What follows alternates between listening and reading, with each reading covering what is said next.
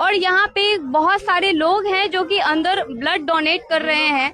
चलिए उन लोगों से कुछ पूछते हैं, कुछ जानने की कोशिश करते हैं कि उन्हें एक प्रेरणा कहाँ से मिलती है। चलिए अंदर की तरफ चलते हैं। नमस्कार मैडम। सस्साए। हजुरको नाम चाहिँ के होला र हजुर कहाँबाट आउनुभएको? मेरो नाम रमा दासी हो, म विराटनगर नेपाल। यहाँ जुन यो ब्लड डोनेसनको क्याम्प लगाइएको छ यो चाहिँ कति दिनको लागि हो र यहाँ हरेक वर्ष लगभग कति ब्लड युनिट जति कलेक्ट हुन्छ? हाम्रो यो 3 दिनको समागम हो। 3 दिनको समागममा हामी एक दिन चाहिँ ब्लड डोनेसन क्याम्पको लागि छुट्याएको हुन्छौँ। त त्यसमा चाहिँ हामी लगभग 70 युनिट ब्लड डोनेसन गरिरहेका छौँ। 1 एपिसोडमा भने टोटल हाम्रो 6वटा समागम हुन्छ।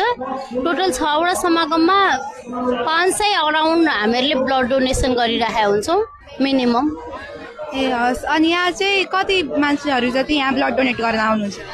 आउनु त एकदमै धेरै आउनुहुन्छ मालिकको दयाले, तर हामी उहाँहरू एकदमै परमात्माको दयाले धेरै आए पनि चोइस गर्नलाई चाहिँ हामीलाई अलिकति रिजेक्ट गर्नलाई गाह्रो हुन्छ। जो एकदम पर्फेक्ट हुनुहुन्छ उहाँहरूलाई मात्रै चुज गरेर लिन्छौँ। हस्, धन्यवाद। हस्, सच्चाई। अधिक जानकारी के लिए डाउनलोड करें संत रामपाल जी महाराज ऐप व सब्सक्राइब करें संत रामपाल जी महाराज यूट्यूब चैनल।